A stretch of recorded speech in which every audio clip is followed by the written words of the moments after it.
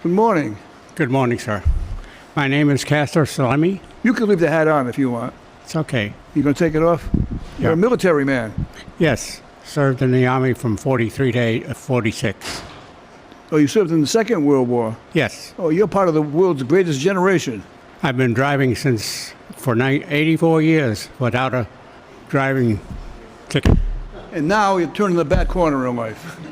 You had such a great career, right? War hero, never any trouble. All of a sudden now, what are you charged with here? Going through a red light? Red light, that is a very busy intersection. There are 5 traffic signals at that intersection. There's trucks going in all directions, and I must have followed a truck. It's the only reason I can guess. You know, this is Inspector Carrigan. So what branch of the service did you... The U.S. Army. You were in the Army. He's a Marine. The best. Well, don't give up that easy. You're supposed to say, well, we're pretty tough too, right? No, sir, he's a lot tougher than me. Where he was... Tell me about your military service during the war. I served 1 year in New Guinea, and we made preparations to land in Luzon in the Philippines to free that country. Oh, so you did go to the Philippines. Yes, I did go to the Philippines for a year. You know, I remember watching a movie, the March to Bataan. That was in the Philippines. Yes, it was. Yeah. Do you know anything about that? Yeah, I sure do. We were there. You were there? I didn't go to that march to Bataan, but we did try to free Manila, but that was already destroyed when we arrived. If you ever read Inspector Carrigan about the March to Bataan and the conditions under which they had to fight, the weather was terribly hot, right? Yes. I did contract a jungle disease. You did from... When in New Guinea. In New Guinea, yeah. Wow. And where were you when the war ended? I was up in northern Luzon in the Philippines. How did you get word that the war ended?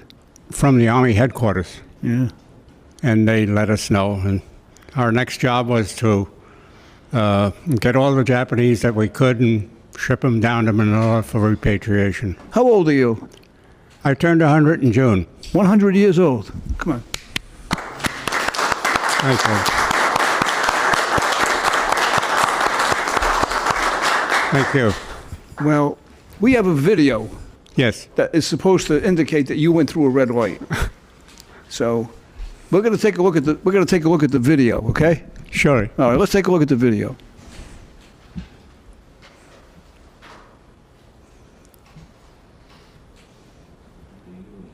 Well, I don't know. It looked close to me.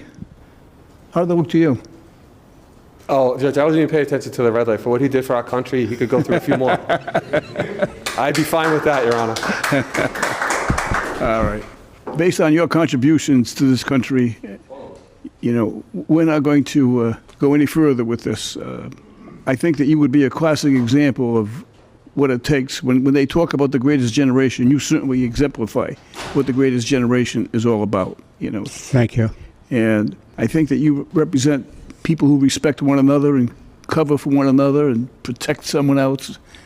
That evidently was your early life, and you've carried that through. Now, I want everyone to take notice, right?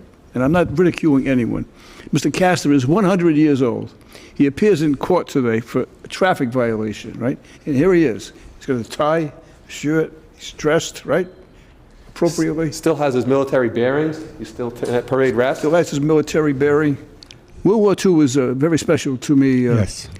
Mr. Castor. I had a first cousin who, I had 3 cousins that were in the war. They all served overseas, and one never came back. He was in the European theater, you know, and his plane was shot down, and he died. So I remember that so well. So the war has very special significance to me, as it does to many Americans.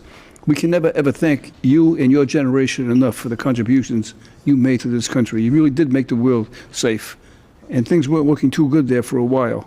So we want to honor you and thank you for your service, for your bravery, and for your contributions to this country. And this case is dismissed. I mean, I don't care what you came in for today. I was going to dismiss it.